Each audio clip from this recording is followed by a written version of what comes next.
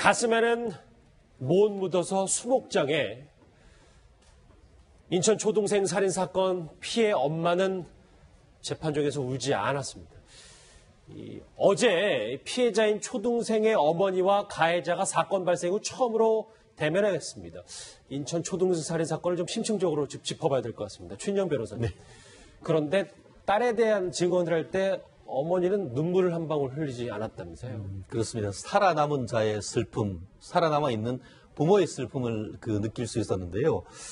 주먹을 꼭 쥐는 그런 어떤 극도의 자제력 속에서 저는 개인적으로 정말 극단적인 아픔을 좀 느낄 수 있었습니다. 실제로 처음부터 끝까지 정말 담담하게 좀 말을 좀 힘들 때는 주머니에 이제 손에 손수건을 들었다고 합니다. 근데 끝내 이 손수건을 눈에 가지고 가지 않았을 정도로 끝까지 했는데 그 반면에 바로 1, 2m 앞에 있던 그 피고인 같은 경우에는 잘못했습니다 라고 하면서 2번 정도 소리를 질렀고 끝내는 이제 크게 울었다라고 얘기를 하는데 그 울음이 과연 참회와 회개의 눈물인지 아니면은 악어의 눈물인지에 대해서 상당 부분 지금 전문가들이 지금 설왕설래를 하고 있습니다만 저도 이제 그 신문에 실린 이 엄마의 그 진술의 전문을 읽어봤는데 저 또한 그 딸을 둔 아빠로서 정말 눈물을 안 흘릴 수가 없었습니다. 참 이 초등생, 살해를 당한 이 초등생은 사실 보는 사람들까지 웃음 짓게 만들었던 아이였다고 하는데요. 이웃들의 증언 한번 듣고 오겠습니다. 머리 길고 이뻤어요, 애기가. 그냥 사람들이 이사 가는 날 나와서 이렇게 쳐다보고 그냥 참 마음 아파했지. 여기서 핸드폰 빌려달라 해가지고 그 남친 언니 집가 앞에 납치해요. 집가는 죽인 다음에 어떤 사람한테 팔아가지고 사용이 됐었대요.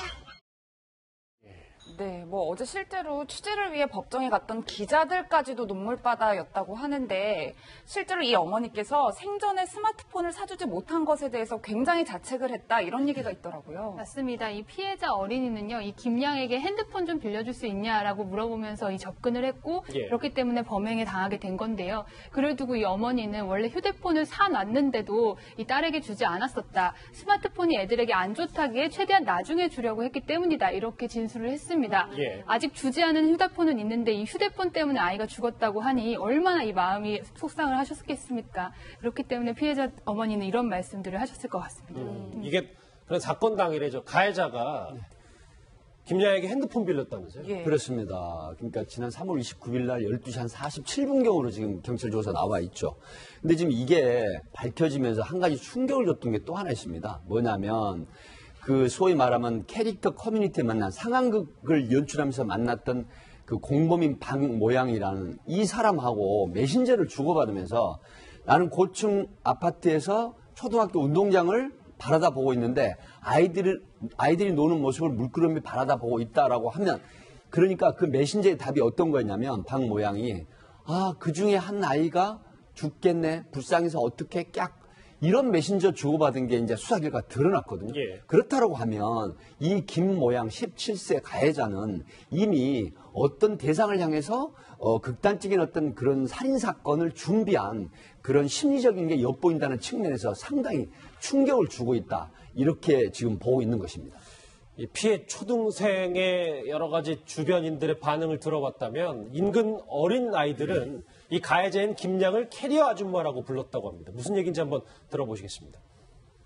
그리고 가해자 주범을 아는 친구들이 많아요. 어린 아이들이. 항상 그 놀이터에서 캐리어를 들고 있던 캐리어 아줌마 하면은 매지가는 아이들이 많이 알아요. 캐리어를 들고 나와서 벤치에서 아무것도 안 하지 않고 있고 화장실 가서 한두 시간씩 바깥을 지켜보고 사건 당일날도 여자 화장실에서 바깥이 훤히 보이는 유리를 통해서 어린아이들이 놀고 있는 걸 한 30분가량 지켜봤다고 그러더라고요. 네, 저희가 저 증언을 흘려들을 수 없는 이유는 저 말은 곧 이 가해 학생 김모양이 그동안 쭉 범행을 좀 계획해왔다. 뭐 네. 캐리어를 끌고 다니면서 범행 대상을 물색했다. 저희가 뭐 이렇게 받아들여도 될까요? 네, 맞습니다. 지금 김양과 김양 변호인 측은 충동적이고 우발적인 범죄였다고 주장을 하고 있는데요. 그런데 이 증언을 보면 김양이 그 검정색 옷과 캐리어를 든 채로 마을에 자주 나타났었다. 그러니까 범행 대상을 물색했었던 것이 아니냐라는 정황 증거로 제시가 될 수 있습니다. 그렇기 때문에 이 피해자 가족 측은요, 이를 두고 정황 증거들이 있으니 재수사를 요구하고 이 아이가 더 큰 형량을 받을 수 있게 좀 촉구를 하는 상황입니다. 이 피해 초동생과 어머니 얘기를 좀 더 해봐야 될 것 같은 게 그 시반이라는 단어가 있잖아요. 이게 무슨 말인지 예, 설명해 시반이 뭐냐면은 이제 사람이 그 심정지가 오게 되면은 이제 좀 어렵겠지만 이 중력에 의해서 체내에 있는 피가 소위 그 피하로 이렇게 몰리는 겁니다. 그러면서 자주색 빛을 띠는데 보통 2시간 정도 지나게 되면 이 자주빛이 점점 진하게 되고 24시간 정도 하루가 지나면 가장 진하게 나오는 그런 증상을 시반이라고 하거든요. 시신에서 나오는 증상입니다. 근데 지금 이 어머니가 하시는 말씀에 가장 저도 수사를 오래 했던 사람으로서 가슴 아팠던 게 뭐냐면 아이의 이제 염을 하기 위해서 입회를 하는데 아이의 옷을 입혀주려고 했는데 시신이 이렇게 훼손돼 있는 상태라 옷을 잘라서 입혀줬고 그다음에 얼마나 정말 그 고통스럽고 억울했으면 눈을 뜬 채로 있었다는데 이 어머니가 이 모습을 보고 아이는 꽃으로도 때리지 말고 그다음에 정말 눈에 넣어도 아프지 않다. 8살밖에 안 된 딸 아이지 않습니까? 이 뉴스를 전 접하고 정말 눈물이 나는 그런 감정을 느꼈는데 이 정작 당사자인 이 아이의 엄마는 과연 그 심리가 어땠을까 싶어서 사실 제가 지금 너무 먹먹해서 말씀을 제대로 못 드리겠습니다. 예, 뭐 저도 사실 어제 증언 내용 중에 가장 좀 슬펐던 부분이 이 부분이 아닐까 싶은데 어머니가 딸의 이제 마지막 하루를 복귀하는 장면이 있었는데 웃으면서 학교 다녀오겠다라고 말하고 엄마한테 뽀뽀도 해줬다는 거예요. 네, 맞습니다. 이 피해자 김양은요, 8살입니다. 우리나라 나이로 9살이니까요. 이 초등학교 2학년인데 학교 가기 싫다라는 이야기도 할 때도 있고 약간 울음을 터뜨리면서 학교를 안 가면 안 되냐라고 할 정도로 어린아이였던 겁니다. 그런데 이날따라 아이가 학교를 가기도 전에 먼저 옷을 챙겨 입고 엄마 학교 다녀오겠습니다라고 했고요. 그리고 학교 초창기 시절에는 이렇게 학교에서 친구들과 좀 어울리기도 힘들어하고 눈물도 짓다가도 이제는 친구들과 더 놀다 오겠다라고 하고 싶은 전화를 하기 위해서 김양에게 전화기를 빌렸다가 이런 사태가 난 거니까요. 엄마는 그때 학교를 가던 모습이 마지막으로 기억이 나니까 얼마나 그게 가슴에 아리고 슬프겠습니까? 그렇죠. 그렇기 때문에 검사의 질문에 그 당시의 상황을 아주 절절하게 그림 그리듯이 증언을 해냈습니다. 뽀뽀를 하고 간 게 마지막이었다는 건데. 저 수목장 얘기, 그러니까 지금 이제 피해 엄마는 이사도 했다고요. 그 공간에서 숨을 쉴 수가 없어서. 우리 최 변호사님, 저 수목장 얘기가 나왔는데 저 얘기는 뭔지요? 그렇습니다. 우리가 보통 이제 장사를 한다라고 하면은 시신을 묻는 매장하고 시신을 불태우는 화장을 생각을 하는데 최근에는 그것과 조금 더 나아간 형태로 수목장이라는 걸 하는데 자연장이라고 합니다. 뭐냐 하면은 기본적으로 화장을 해서 뼈와 그 골분을 보통 화장은 이렇게 단지에 놓지 않습니까? 그런데 그렇게 하지 않고 이 나무 밑에 이렇게 뼈가루를 묻는 그와 같은 것인데 그래서 최근에 있는 장사에 관한 법률 같은 경우에도 수목장이라고도 하고 그것을 자연장이라고 합니다. 이것 같은 경우에도 보면은 이 범행한 이후에 시신을 심각하게 훼손을 했습니다. 그렇기 때문에 매장을 하지 않고 화장을 하는데 화장을 해놓고 또 이 골분을 있는 납골당에 해놓으면 또 부모로서도 마음이 너무 아프잖아요. 그렇다 보니까 자연으로 돌아가서 편히 쉬거라 하는 취지에서 이 나무 밑에 골분을 묻어주는 자연장으로서의 수목장을 선택했다라는 얘기가 나오는데요.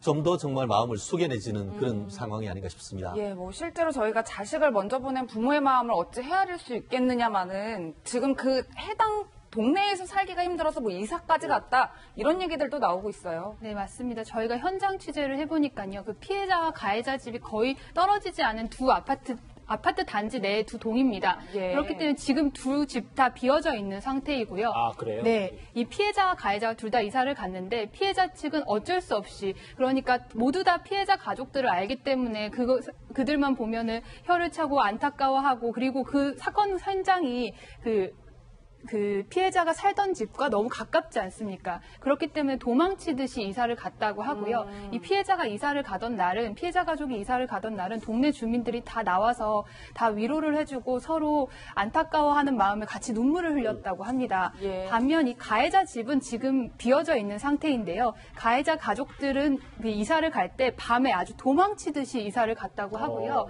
이 가해자 부모들이 이사를 가는 상황에는 다른 주민들이 따로 잠복까지 해서 차를 몰고 그 가해자 부모들이 어디로 이사를 가는지까지 알아내서 그 지역에도 알리겠다라는 협박까지 했다고 해요.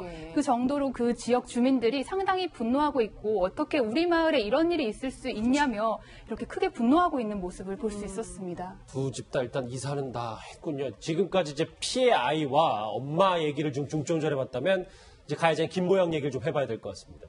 어제 재판정에 참석했던 방청인들은 김양에 대해서 의외의 말 한마디를 했습니다.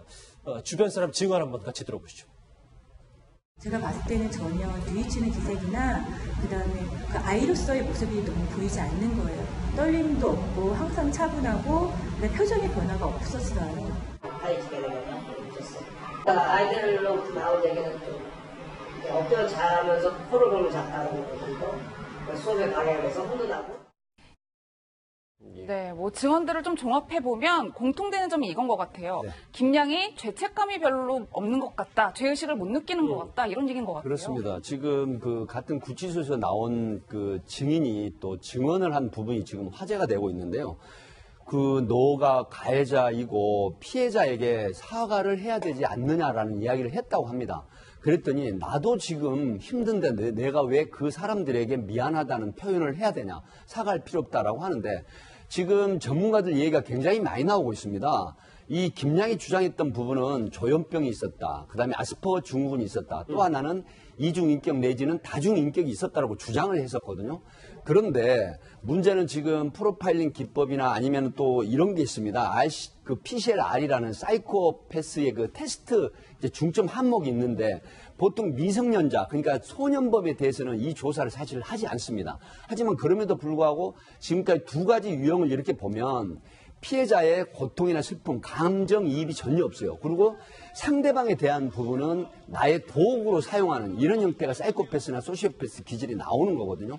그래서 경찰도 프로파일링 기법의 분석을 해본 결과 상당히 조현병이라든가 아스퍼거 증후군 내지는 이런 다중인격보다는 사이코패스 기질이 상당히 있다라는 이런 측면이 지금 수사 보고서에도 들어가 있는 걸로 알려지고 있습니다. 그 정도까지는 저희가 알고 있었음에도 제가 어제 이 얘기를 들으니까 너무 깜짝 놀래가지고 저 말은 뭐냐면 형량이 5년에서 10년이나 들었다면 콘돈을 하더라라는 게 이제 전 구치소 동료의 증언입니다. 김유림 기자. 네. 어떻게 느꼈어요? 취재할 때 저 말. 저 사실 구치소 동료가 그 인터넷에 글을 올렸을 때만 해도 이런 일이 정말 있었을까 싶은 마음이 들었는데 실제 어제 재판에 나와서 증언을 하는 걸 보니까요. 이 구치소 동료도 같이 구치소에 있는 사람인데도 얼마나 화가 났으니까 이렇게 증언까지 했겠습니까. 심지어 검사가 잘생겼다며 재판 검찰 조사를 받으러 가는데 머리 손질을 하더라. 그리고 네. 그리고 수감 중에 벚꽃 구경을 못 가서 너무 슬프다라는 이야기를 그 심리 검사하는 그 교수에게 얘기를 하고요. 심지어 검찰에게는 이 공범에게 기습 뽀뽀를 당했고 계약연애 사이였다. 그렇기 때문에 이런 일을 한 거다라는 부끄러울 수도 있지만 이런 정황들을 계속해서 해낸다는 것. 이건 어떻게 보면은 본인이 심신미약이고 정신적인 문제가 있다라는 걸 강조하기 위해서인가라고 생각이 들 정도로 이상한 부분이라고 생각합니다.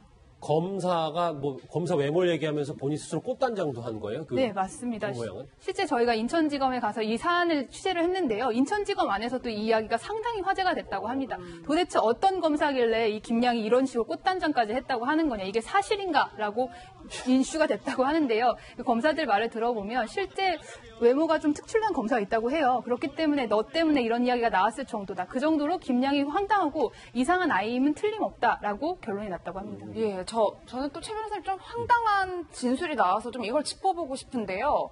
이 공범과 이 주범의 관계가 뭐 계약 연애하는 관계였다. 뭐 이런 진술도 나왔다는 거예요. 그렇습니다. 어제 어떤 그 얘기 맥락에서 그와 같은 일이 있었냐 하면은 이 공범한테 대해서 이 주범이 갑자기 키스 뽀뽀를 했다. 이런 내용이 있어서 그것이 어떤 맥락이냐. 결국 그 주범과 공범 사이에 어떤 역할을 했느냐. 이 부분을 밝히기 위해서 그 둘의 관계가 문제가 됐는데요. 예. 아시다시피 그 중고등학교 그 어린 그 여학생들 사이에는 경우에 따라서는 약간의 어떤 그런 동성애적 성향이 없진 않습니다. 근데 이것이 그와 같은 어떤 동성애적인 발현인 건지 아니면은 아시다시피 이 둘 같은 경우에는 이 캐릭터 커뮤니티에서 사실 여기에서는 마피아 역할에서 그 공범은 중간 보스 그리고 이 그 실제 했는 친구는 이 행동 대장으로 해서 했던 친구들입니다. 커뮤니티가 끝나고 난 다음에도 인터넷에서 계속 그와 같은 비슷한 계약 관계를 유지를 했는데 지금 공범 같은 경우는 그걸 부인하고 있습니다만 지금 주범 같은 경우에는 그 부분에 대해서 둘의 관계에 대해서 명확한 답은 하진 않았기 때문에 이 둘의 관계에 대해서도 여전히 미스터리다 이런 상황인 것 같습니다. 이 주범과 공범 두 사람 사이는 이해하기 어려운 부분이 참 많아서 저희가 심리 전문가에게 직접 이 얘기를 물어봤습니다. 굉장한 호기심이 있는 거예요. 이 학생들이. 그렇기 때문에 살인도 일정 부분 사람을 죽이면 어떻게 될까? 어떤 모습이 될까? 어떨까에 대한 진짜 잔인한 호기심 때문에 이 일이 모두 발생이 된 거고요. 어떤 기습키스를 했다든가 성적인 부분도 어떤 의미에서 호기심과 충동성에 의해서 일어나는 거기 되는 거고 굉장히 어떤 자극 추구도 호기심, 충동성에 의한 행동이 아닌가라고 먼저 생각을 해봐야 되고요. 그러니까 이제 동성 간의 애정 표현이나 그리고 지금 말도 안 되는 이 살인을 저지른 게 다 호기심 때문이다. 이렇게 받아들여야 되는 거예요. 예, 물론 사실 의학적으로 여러 가지 그 증후군이나 질병에 대해서 정신병이나 심리 상담 또 심리 의사가 이렇게 말을 할 수도 있지만 사실은 저는 약간의 그 부동의한 부분이 있습니다. 왜 그러냐면 나이가 어리다고 해서 모든 죄가 희석이 되거나 그다음에 그 약해진다라고 하는 부분은 아니거든요. 왜 그러냐면 나이 17세, 19세 이 아이들이 과연 충동에 의한 내가 추구하고자 하는 범행을 준비를 했다는 부분이 여기저기에서 드러나는 부분들 이런 부분들을 봤을 때 과연 이게 충동심이나 호기심에 의한 그런 살인사건이고 시신을 유기하는 이런 형태의 범죄일까. 더군다나 박모양 같은 경우에는 마치 그 문자 메시지를 보면은 사람을 살해해도 되겠다. 그 다음에 한 아이가 희생이 되면 불쌍하면 어때? 이런 부분들. 그리고 그 시신의 일부를 받아서 지하철역에서 받아서 다른 곳에 유기한 이런 부분들. 과연 그리고 김양은 사실 어떻게 했습니까? 거기 18년간 살았던 주민도 몰랐다는 18층 옥상 물탱크 5m 2번이나 올라가서 시신을 아무도 모르는 곳에 유기를 하는 이런 치밀함.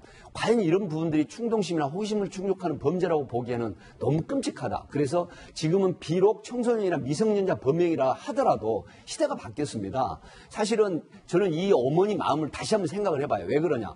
부모가 죽으면 하늘로 보내지만 자식이 죽으면 가슴에 묻는다는 이 말이 전 너무 절절한데 이 어머니를 생각해서 피해자에 대한 그런 부분 때문에 지금 전국에서 가해자에 대한 수사를 철저하고 재판을 공정하게 해서 알겠습니다. 12명의 변호사 이런 부분을 떠나서 정말 공정한 재판에 합당한 처벌을 받아라 이런 여론이 높다는 이유가 그래서 나오는 것 같습니다. 그런데 이 가해자인 김양의 부모는 자식이 참혹한 범행에 대해서 이런 얘기를 했습니다. 들어보실까요?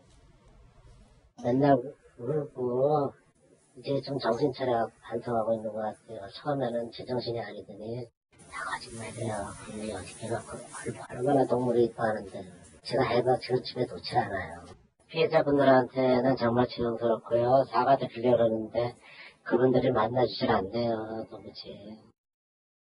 일단 죄송스럽다는 말씀을 하는 것 같은데 좀 저는 의문 드는 점이 이 부모님들께서 그 김양에게 구치소에 있는 김양에게 정신질환 관련 서적을 넣어주고 있다고 하는데 그 의도가 있을까요? 네, 맞습니다. 이 김양에게 지금까지 부모가 이 책을 10여 권을 전달을 했다고 합니다. 그런데 그중에 상당은 만화책이라고 하고요. 그중에 일부는 정신질환과 관련 책, 그러니까 아스퍼거 증후군 아니면은 사이코패스 이런 것 관련된 책이라고 해요. 아마 김양에게 네가 지금부터 이 법정에서 주장할 내용이 정신병 관련 질환에 대한 내용들이 있을 수 있으니 너도 일부분 알아봐라라는 의도가 있을 수도 있다고 해석도 되고요. 일부는요, 제가 생각하기엔 김양의 집에서 사이코패스 사이코패스라든지 아니면 악마의 뭐 어쩌고 하는 이런 책들이 상당히 많이 발견이 됐다고 합니다. 그러니까 김양 취향 스스로가, 김양 자체가 그런 정신병적인 부분에 관심이 많기 때문에 이 구치소에서 시간을 보내는데 너에게 뭐 적합한 책을 보내준다라는 의미가 있을 수도 있을 것 같고요. 하지만 현재 지금까지 김양이 법정에서 하는 주장을 보면은 아스퍼거 증후군이라든지 이렇게 일반인들은 모르는 정신질환에 대해서 상당히 자신이 잘 알고 있고 자신은 정신 감정을 받아야 된다라고 주장하고 있지 않습니까? 그렇기 때문에 상당히 학습이 되고 있고 그것은 부모의 영향이 많다고도 보여지고요. 그리고 또 취재를 하면서 주목을 했던 부분은 4월 달부터 지금까지 한 3, 4개월 정도 구속이 되어 있는 상태에서 면회가 가능했던 58일 중에 50일이나 부모가 이 면회를 갔습니다.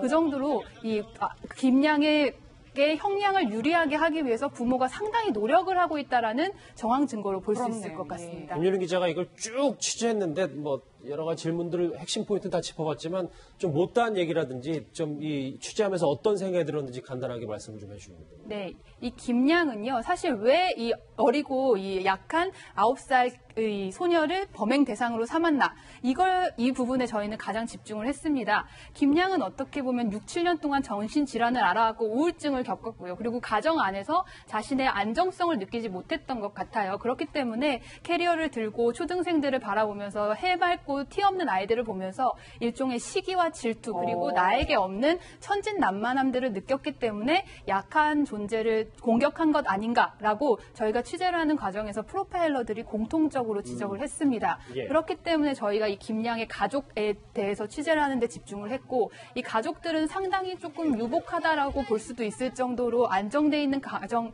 경제 형편임에도 김양에게 안정적인 이런 보호막이 되어주지는 못했던 것 같아요. 그렇기 때문에 김양이 지속적으로 정신병을 앓고 SNS나 이런 인터넷 세상에 집중을 하다 보니 이런 참담한 현실이 일어난 게 아닌가라는 생각을 했습니다. 뭐 최 변호사님 정리하는 분위기로 이제 뭐 김양은 어쨌든 계속 정신질환을 주장할 거란 말이에요. 앞으로 법정에서 뭐 심신미약이 받아들여질지 아니면 뭐 법정 최고형인 20년이 선고될지 좀 궁금한데요. 그렇습니다. 이 부분에 대해서는 뭐 여러 가지 견해가 있을 수 있습니다만 지금 아까 그 김 기자가 정확하게 지적을 했는데요. 살인은 일단 이루어지는 것이고 우리 양형을 할 때 어떤 것으로 할까를 했을 때에 지금 대법원 양형위원회 같은 경우에는 동기를 기준으로 6가지를 살인을 그 동기를 기준으로 분류하고 있습니다. 그중에 이것 같은 경우에는 비난 동기 살인. 1인을 어떤 살해욕의 발로로서 살해했을 경우에 되는데 기본적인 법정형이 한 15년에서 한 18년 그리고 또 가중되면은 한 무기징역도 가능한 그런 상태인데요. 말씀하셨던 것처럼 계속 본인들은 어떻게 보면 다중인격 내지 심신미약을 주장을 하고 있단 말이에요. 근데 어제 제가 듣기로는 그 교수님이 정신 교수님이 나오셔가지고는 이거는 그 정신질환이라기보다는 오히려 사이코패스에 가깝다 이런 진단을 했기 때문에 그런 취지에서는 형이 감경되기는 쉽지 않지 않을까 싶은데요. 말씀드렸듯이 그럼에도 불구하고 소년범이다 보니까 맥시멈이 20년 그리고 경우에 따라서는 다른 형은 모르겠는데 이 소년범 같은 경우에는 무기라 한다 하더라도 15년 그리고 뭐 한 15년의 경우에는 한 5년 정도 되면 가석방 될 수 있는 여지가 있습니다. 그래서 앞으로 형 집행하는 어떤 교정 당국에서도 이 부분에 대해서 관심이 높아야 될 거 아닐까 싶습니다. 김양은 재판에 넘겨졌는데 아직도 밝혀야 할 의혹들은 남아 있는 것 같습니다. 김유림 기자와 백기종 팀장님과는 여기서 인사를 드려야 될 것 같습니다. 고맙습니다.